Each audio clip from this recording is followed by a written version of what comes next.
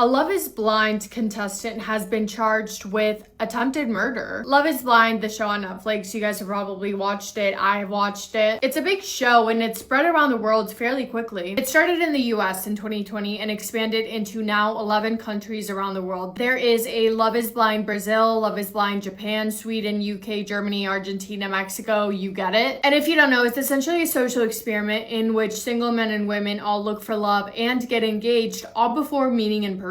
They fall in love without ever seeing each other, only talking through a wall in what the show calls pods. Once the proposal happens, then you're taken on a trip with the other couples, spending time with your now fiance for the first time ever, then you move in together, then the wedding happens. All of that is filmed, and then the show ends with the wedding showing all the remaining couples either saying, I do or I don't. It's a pretty crazy concept, but entertaining nonetheless. Love is Blind Argentina began to air in November 6, 2024. Among the contestants was 29-year-old Santiago Martinez, a charming guy with decent chat, and a 24-year-old woman named Emily. Emily was a journalism student from Buenos Aires. She seems like such a sweet, kind-hearted person. She went on the show, like everyone else, to find love, and Emily from the start was very forthcoming about her reasons for going on the show. On camera, she opened up about a previous relationship that she was in that ended up being really toxic, quite aggressive, and all in all, very unhealthy and damaging to her mental health. And she was very open-minded about doing this Love is Blind experiment with the hope of finally finding a happy, healthy relationship. And there was a point in which she thought that she found it with Santiago. In the pods, they were both very vulnerable with each other. Emily shared a lot of things that she had been through in the past, really putting herself out there, but it was going well. Emily and Santiago were the first couple out of all the participants on the show to get engaged. There were a total of 5 proposals in their season. They fell in love through a wall. On the show, Santiago talked a lot about how he had had this dream about a girl named Emily, saying that he didn't know what she looked like obviously, but he knew the name from his dream and that meant something to him. He proposes, she says yes. The day after is the reveal in which they see each other for the first time. The doors open, they see each other for the first time, walk towards each other, and they were happy. And at the end of the show, they go through with the wedding. They say I do at the altar. Her family approved of him. Emily and Santiago themselves were excited, and it seemed like love was indeed blind. But as we know, not everything that we see online is true, because behind closed doors, things between the couple were not all rainbows and butterflies. In fact, they were far from it. After the wedding on the show and when their season ended, Emily and Santiago wanted to plan to get married again, but in a more intimate setting with their loved ones and no cameras. But it was when they were in the early stages of planning for that Santiago's behavior towards Emily took a very scary turn. There had been red flags. For example, on the show, when the couple took the trip to Tulum, Mexico to spend quality time with each other for the first time after the engagements, Santiago is known to be very emotional, but not in control of his emotions. At least not in the way that Emily had hoped that he would be, because he would get jealous and then Emily would have to communicate her boundaries again to him, saying, I have been in a toxic relationship before, I do not want that again, so let's work on this before we say I do.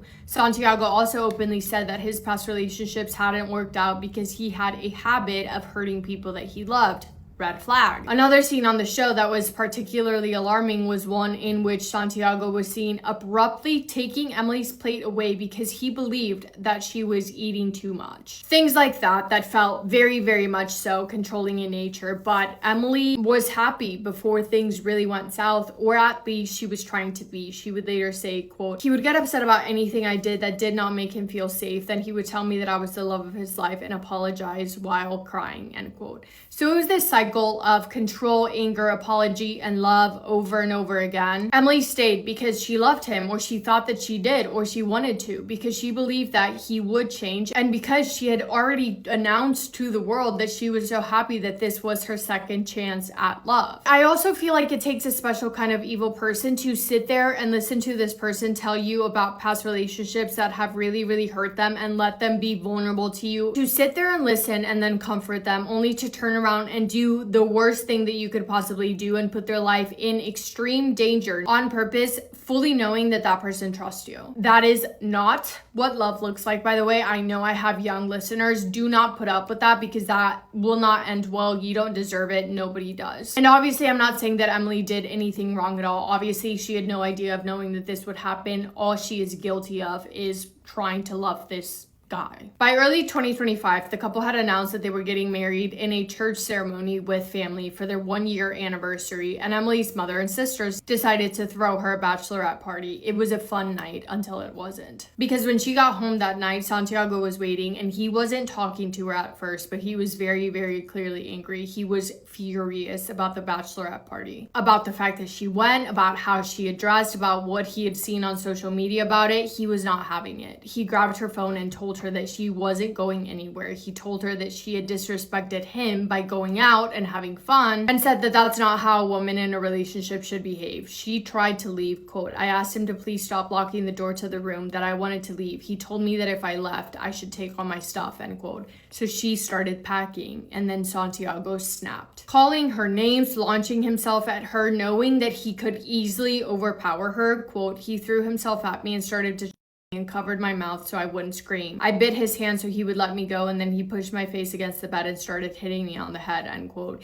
He also spat on her in the middle of everything, pinning her down and bringing up that he saw videos of her having fun and dancing on TikTok, saying something to the effect of, oh, well, you weren't crying then, how about you cry now? Emily was terrified that she would not make it out of the apartment that night. She feared for her life. And in an attempt to save her life, she, I guess, pretended to be on his side. She knew that she had to calm him down so he would not keep hurting her. She tried her best to neutralize the situation and act like everything was fine. When he cooled off and started cleaning up, Emily then slipped out of the apartment and she ran. She fled to her family's house to hide out from Santiago. And as soon as she could, she filed a complaint with the public prosecutor. She reported Santiago Martinez for gender-based violence and attempted murder. A couple of days later, this was all over social media in Argentina. And because they were very much so a public couple, I imagine that she was getting a lot of people reaching out to her for interviews. She agreed to go on a morning show, and when she did, she had a black eye and she was very clearly emotional. That interview went viral across Argentina. Her mother would later tell the court that when Emily came home after leaving Santiago that night, she looked disfigured with a bruise and black swollen eye. When news of this report broke, Santiago's initial response was published. He referred to the incident as a family fight and sent Emily a message that was broadcasted publicly. Quote, obviously I'm not asking you to forget, but I can assure you that those days of fighting, shouting, insults, getting angry, and changing are going to disappear. And yes, I failed you and I made mistakes like I never thought I would in my life. My childhood traumas and that shitty childhood finally surfaced, and I'm willing to work on it to fix it.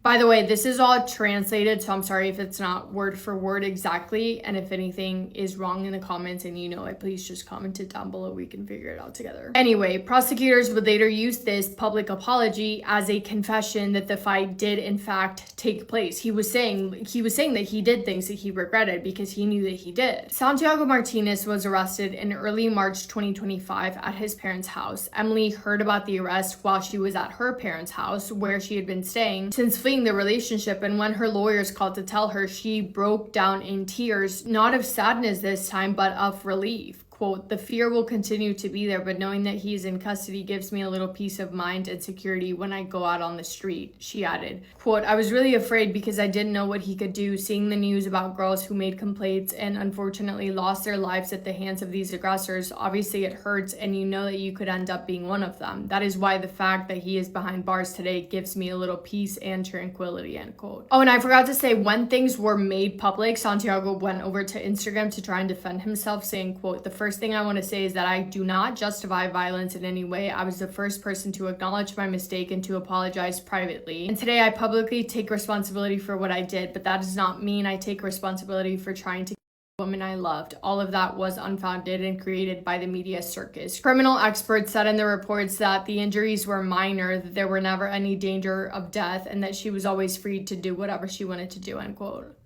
I'm happy to say the court disagreed with him. His conviction was announced March 25th of 2026. Santiago Martinez was sentenced to 15 years in prison after the court found him guilty of all 3 charges. That same day, Emily spoke to the press outside of the courthouse saying, quote, I can't believe it. I feel it's over. I'm finally going to have peace. Justice has been done. I have 15 years of peace ahead. I don't know what will happen when he gets out, but I hope that the justice system continues to protect me. If he tried to when I gave him everything. I can't imagine what he might try to do to me or my family after 15 years of anger. We need reality TV shows to start doing more serious background checks into the people that they bring onto TV. In an entirely different situation, Emily could not be here today. That is all I have for today. Let me know if you guys have heard about this. I have not seen this much on social media, so curious to know who has heard about this, or maybe if you watched that season, let me know your thoughts. Anyway, that's it for me today. Thank you guys for spending time with me today. I hope you guys are having the best day. If not, go do something to make it the best day. Make somebody happy, and I will see you in my next video. Massive kiss on the forehead to every single one of you.